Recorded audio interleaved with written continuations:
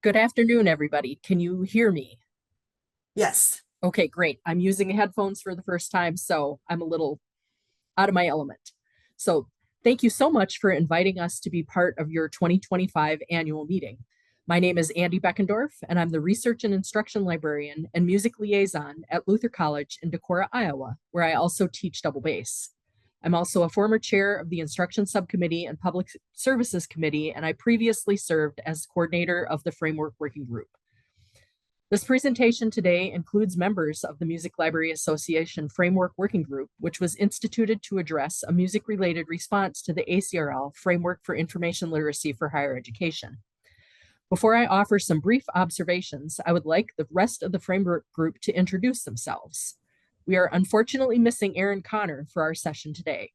Erin is the Richard F. French Librarian at the Loeb Music Library at Harvard University. Thanks to Sarah Ward for stepping in to facilitate a breakout room in Erin's absence. And I'm going to call on Tom to introduce himself next. Thanks, Andi. I'm Tom Bickley. I'm the Performing and Visual Arts Librarian Emeritus from California State University East Bay, which is in the San Francisco Bay Area. I'm also a former Instruction Subcommittee Chair and Public Services Chair, and I've been working on this framework working group since literacy was invented. So let's see. Angela, I believe you're next.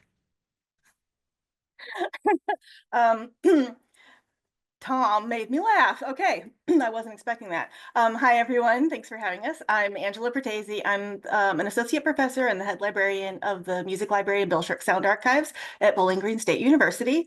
I'm a former chair of the Instruction Subcommittee and the coordinator of the Framework Working Group.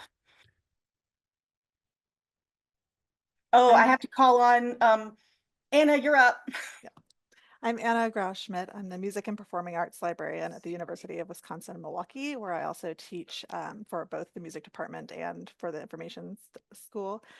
I'm the current chair of the Instruction Subcommittee, and I've been on the Framework Working Group since 2020, I believe.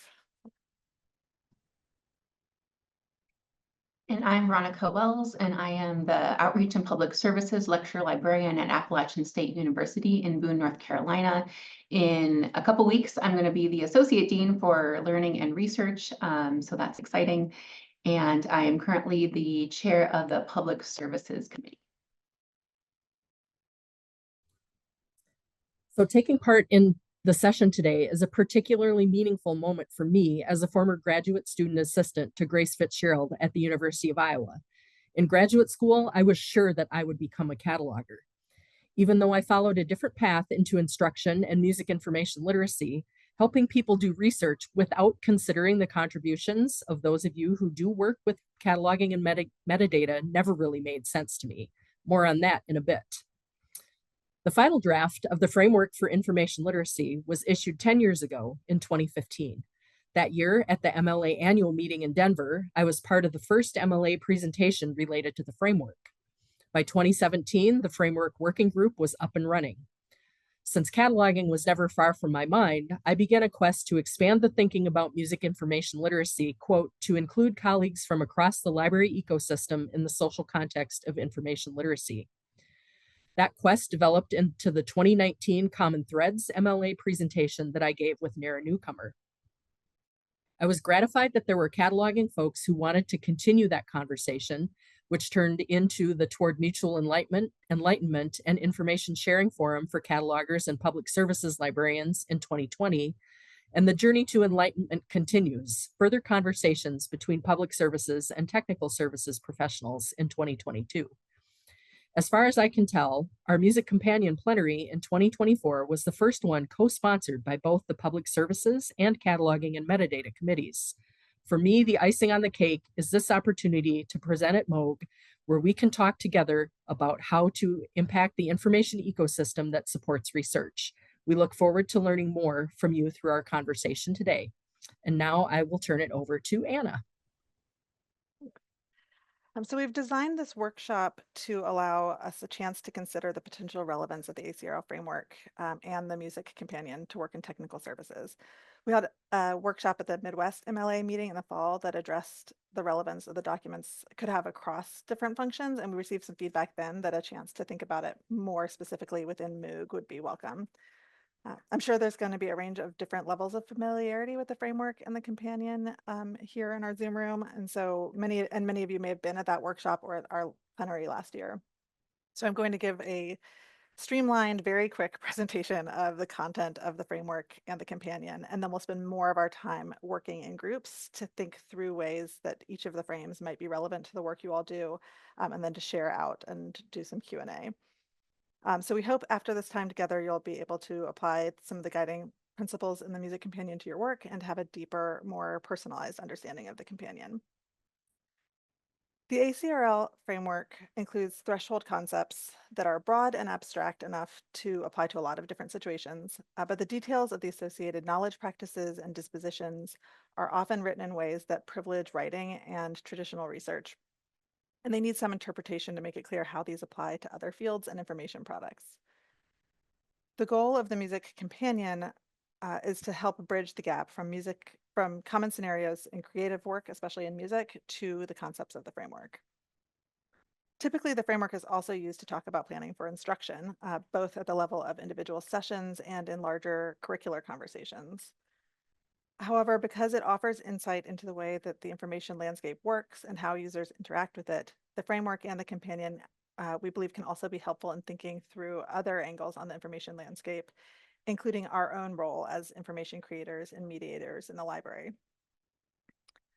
So a quick refresher, an overview on the framework and the companion, and some suggestions about how the work all of us do interacts with some of the issues they raise. And on our next slide, we have a QR code for the address for the final draft of the companion if you want to pull that up. If you want more detail than I'm going to be able to get into with my very quick blurbs. The framework relies on the idea of threshold concepts, which are fundamental concepts in a discipline. They're transformative, troublesome concepts that when a student or new user understands them, it helps them make sense of the whole discipline. The frames in the framework were identified by the ACRL team as threshold concepts for information literacy. They're things we want users to understand about how the information landscapes works or can work. And these concepts can also help us think about what's important for us to communicate with users about our collections and resources. A common example of a threshold concept in the literature on that is the idea of opportunity cost in economics. An example of a threshold concept for cataloging might be something like the relationships described by Ferber. Understanding those relationships might be challenging at first, but it helps those who are new to the field make sense of many other issues and practices that they'll encounter. So there are 6 threshold concepts for information literacy described by the framework. The first is authority is constructed and contextual. In music, the construction of authority can be quite different from how it works in some other fields, and creators establish their authority through different channels than scholars. Different source types draw on different models of authority. The importance of evaluating different kinds of authority and knowing what marks something as likely to be credible or authoritative in different areas of practice and formats applies not only to student or patron education, but also to our roles in selecting materials, imbuing them with authority through their inclusion in the library, and the choice of descriptors and filters like peer-reviewed or scholarly that emphasize certain types of authority. Information creation as a process is a frame where the framework acknowledges the variety of information creation processes used for different contexts. Artistic processes and products are not clearly included in the language of the framework, but the companion helps to make the inclusion of those processes clear and the application of this frame to those products. Both documents also emphasize the importance of social, economic, and cultural factors that influence choices that users have, both in selecting products for use and in deciding what processes and products make sense for them to produce. For librarians, awareness of these concerns might correspond with choices about products the library purchases and acquisitions workflows, such as purchasing music and formats and from vendors that reflect a variety of creation processes, as well as to our decisions about description and categorization of formats. The third frame is information has value. Value is very broadly described in the framework. and issues of marginalization and lack of access are clearly raised. The companion includes additional emphasis on copyright issues and on the relationship between value and human elements of music learning, including both financial barriers to things like lessons and instruments, and the value placed on knowledge that is gained through interpersonal relationships in the arts. Value also intersects with ideas of canon and traditional narratives of music history, so the basic content of most of our music training is implicated in the concept that information has value. Librarians in all kinds of roles encounter legal and copyright issues, of course, and decisions about financial and use value of resources. And we also consider how different kinds of contributions to creative and scholarly work are valued and prioritized when we create records. Research as inquiry makes clear that inquiry goes beyond academic questions to include, quote, personal, professional, and societal needs. The music companion emphasizes that creative practice and scholarly research both involve iterative inquiry and problem solving, asking questions and gathering information from a variety of sources. For librarians, research as inquiry is reflected when we construct displays or materials that offer exploratory approaches to information gathering. When we demonstrate our own intellectual curiosity through our research, and we offer different access points and search methods suited for different information needs. Scholarship as conversation in the framework refers sort of explicitly to scholarship, but the companion attempts to broaden scholarship to explicitly include things like music making as conversation with other musicians of the past and present, as well as between music makers and other kinds of music scholars. Librarians, of course, also participate in the conversation around music making and in our own scholarly conversations at conferences like this one. We also create and draw attention to scholarly conversation between works through choices about classification, linking, and use of controlled vocabulary. And finally, searching as strategic exploration. In music, searching and exploration both require drawing from a greater variety of source types than in many other fields, including text and musical sources, and also visual sources, and even embodied knowledge. Students need to learn to strategically use music-specific vocabulary and identifiers, and to explore music for a variety of different purposes that aren't always clearly delineated. Much of the work that librarians do structures and limits the possibilities available to users for strategic exploration. And other work involves our own ability to use search strategies and resources that are not available to our patrons. The companion is meant to accompany the framework, not to replace it, but to draw attention to how the existing frames can be flexibly applied to creative inquiry. One thing that we hope will come out of today's session too is some encouragement to use the framework as a lens for thinking about our own role in the information landscape, as well as the role of artistic work in higher education settings. I'll turn it over to our next slide for our breakout groups.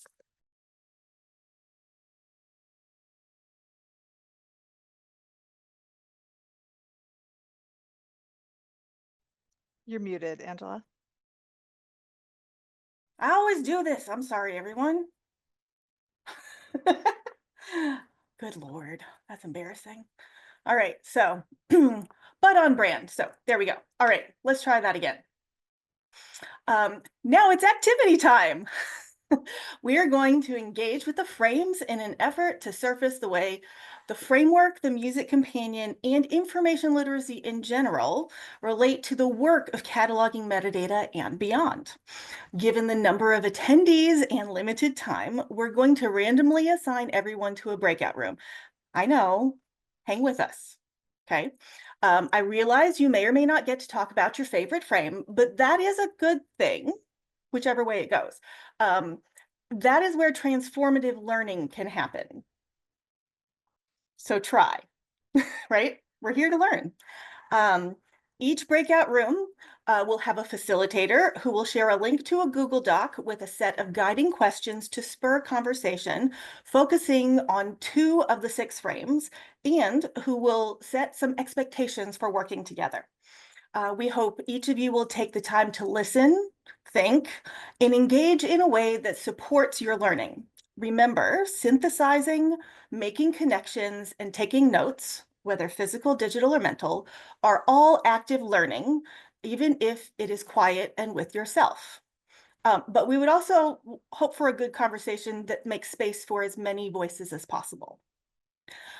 We will have about 15 minutes in our breakout rooms. Please expect a 5-minute warning and a 1-minute warning as we come up on time. We will then reconvene so each group can briefly share some thoughts or takeaways. And before we break, I want to say a quick yet meaningful thanks to Veronica for managing the technology for us, because I couldn't remember how to do the breakout room. So many, many thanks, my dear friend. All right. And with that, see you in breakout rooms, and we'll reconvene in about 15 minutes. It looks like we're back. Thank you, Veronica, for your management of the tech there. I hope your discussions in your breakout rooms were as interesting as the one that I was honored to be a part of. Enjoyed that. So we have, let's see, is it about 20 minutes potentially for our discussion? How about 12 minutes? So the question really is, what struck you as a highlight of the discussion, or particular insights that you might have gotten? Some of our rooms probably have particular reporters ready to speak. Others may not. My cat is here ready to jump on me when I least expect it. That's Hikari Chan. And yes, and so let's just go from room to room and see in just a moment what you have to say. So I'll take privilege of starting with the room that I was in, which I really enjoyed hearing what people had to say. From our first room on authorities constructed and contextual and information creation as a process, any single highlight that jumps out at you or thing that struck you? And if you'd raise your hand, and if you want to use the question answer function, that's fine also, rather than the chat for comments.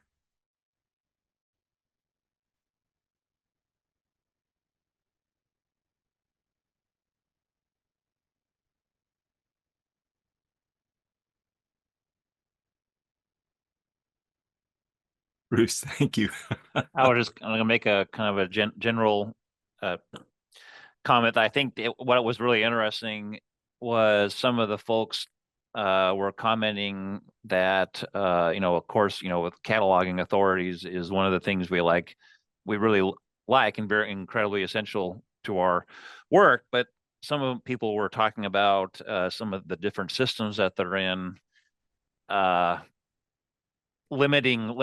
limiting or determining how much authority work they could actually do or utilize within their system. I think one of the folks was talking about COA and it being a system that was, I guess, to paraphrase, a little bit more basic than some others. And so I found that interesting that your local system really makes a big difference about how much you're able to do with all that.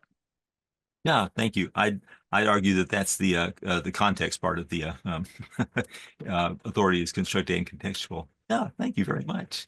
So room 2, Veronica, that was your room on information has value and scholarship as conversation. Yeah, we had a great conversation, especially focusing on value and how in some ways we have some autonomy to determine what to process and what to focus on, but a lot of times that's also determined by our institution and the priorities of our institution. Sometimes we have to do things more quickly, like we're under pressure to complete things done, complete and make things finished, and so that can also affect what we prioritize, because maybe it's just the things that we can get on the shelf the quickest. And then some folks talked about issues with space and supplies that can also interfere with our ability to prioritize certain things. And then we also talked about how do we define value, and who's the one defining the value? Is it us? Is it our institutions? And how are those two things at play? Sometimes they may not always coincide and be in alignment. Yeah. Anyone from the group want to chime in about anything I missed or anything you'd like to add on to?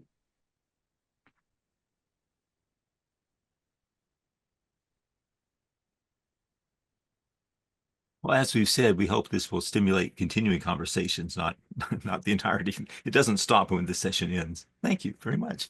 Angela, you were also dealing with these two frames, the information has value and scholarship as conversation. Indeed, and I'm grateful that Anthony is going to share some of our conversation. Thank you. With kind of involving the value of how we prioritize, the process of cataloging, we were saying that it seemed like most of it was driven by patron demands for requests, or rushes was a good way of getting to, deciding what was in value to catalog first. And another, I think, interesting conversation we had was actually involving the discovery tools and how much we display and how much is used. Kind of like talking about how, we put a lot of information in, but a lot of the patrons don't understand what most of that information is that we kind of set up for them. So it's kind of interesting. And also the fact that a lot of the metadata we create may not be necessarily used in your iOS, but it may be used in somebody else's iOS. So just kind of the importance of making sure you're keeping up with that. So I thought that was very interesting. Yeah, thank you.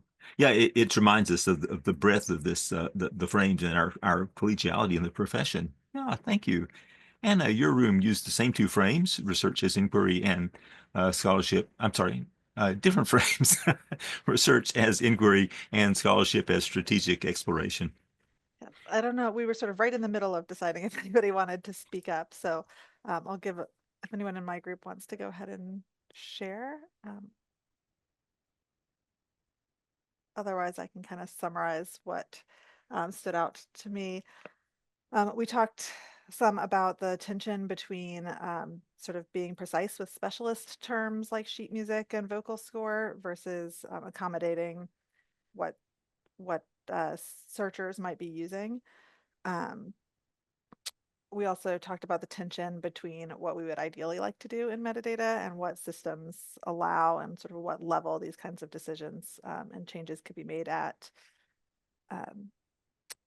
We also talked about some examples of systems that people have seen that either suggest other access points or link to related materials and things that encourage exploration as a way to encourage research as inquiry and that sort of open-mindedness.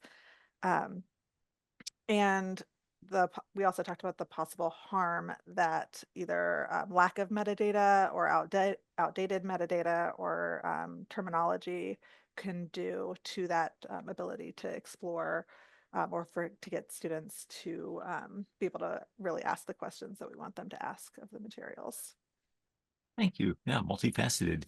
Andi, you did have these same two frames of the research as inquiry and scholarship as strategic exploration. Yes, indeed. And I would also invite anybody from my room to jump on if they would like to say something. Otherwise, I can summarize as Anna did too.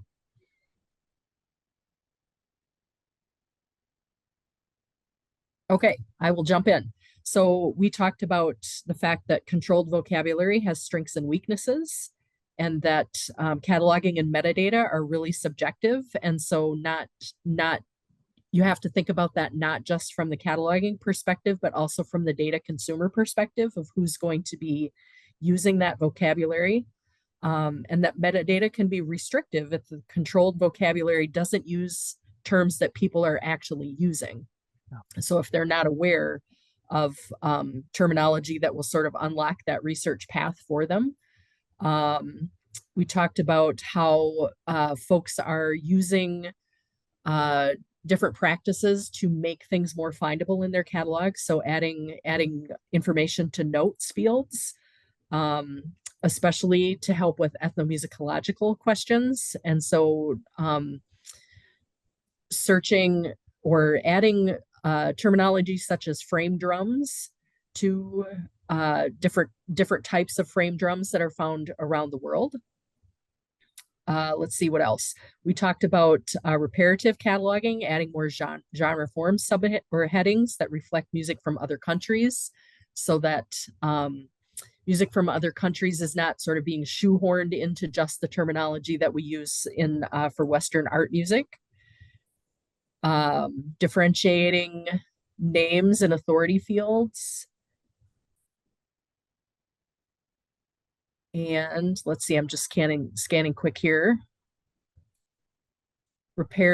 Somebody wonders if reparative practices will eventually be applied to LC classifications.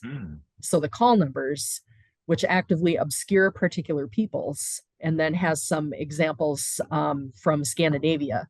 So that actually is interesting to think about because it connects up with some of the things that I've been seeing in a weeding project that I've been doing, and wondering, are people just not finding this because they're not doing research in that area, or are there things that we could do to enhance those records to make the things more findable?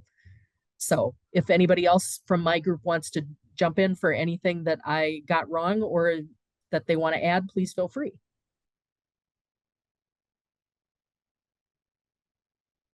So much, yes, so many interesting aspects of these discussions. And Sarah, your group had in this non-hierarchical 6 frames, the 2 best frames that I had also. So what insights came from your discussion? Yeah, Thank you so much for joining us. had a great conversation.